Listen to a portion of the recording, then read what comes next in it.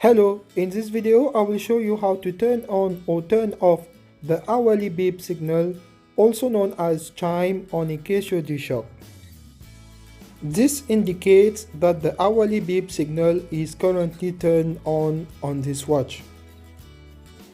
To turn on or turn off the sound every hour, press the mode button few times until you see ALM on the screen.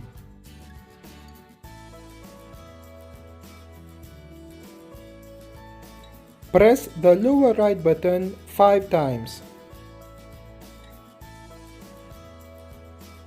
Now use the upper left button to turn on or turn off SIG, which means the hourly beep signal.